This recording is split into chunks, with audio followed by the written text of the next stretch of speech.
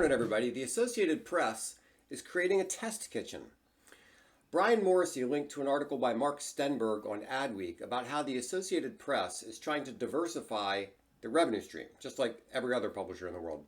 But in AP's case, they're coming from a different starting point. I'll put a link to the article below. They get 80% of their revenue from licensing, which is very high, and they only get 5% from advertising. They want to double their ad revenue.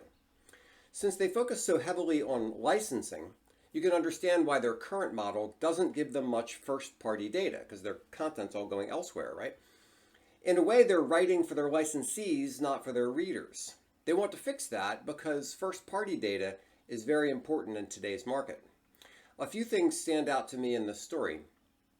AP focuses on hard news, but Morrissey says advertisers often avoid hard news out of brand safety concerns. But they can still use news, that is, AP can still use news to drive traffic. They'll be live blogging breaking news for that reason. AP wants to emphasize direct media buys. Currently, they get roughly 85% of their ad inventory from programmatic, and they want to shift more towards direct buys. They're going to do more with photography and especially video, which has higher CPMs than photos. They want to capture more first-party data, and they want to highlight lifestyle content like sports and entertainment.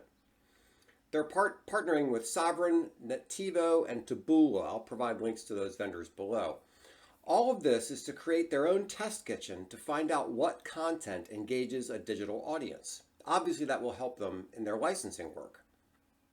I used the Wayback Machine to compare their older site with their current site. The major change I noticed is that they moved links to video content higher up on the page and included more video content. They also called out sports and entertainment content a little more obviously. I expected to see more promotions for e-newsletters. But I also expect this will be an ongoing mission and they'll adjust it as they go. It might be worthwhile to check in on their page, apnews.com, from time to time just to see what's going on over there. By the way, if you missed it, Matt Bailey and I had a great conversation on his podcast that he just posted yesterday. His podcast is called Endless Coffee Cup. It's a good podcast, and in the most recent version, Matt and I have a great conversation about Google and some other things. I hope you enjoy my Something I Learned Today podcast. If you do, please subscribe, like, share, all that good stuff. And as Ian Anderson once said, I'm available for consultation. So if you needed any help with anything, please give me a call. Thanks so much.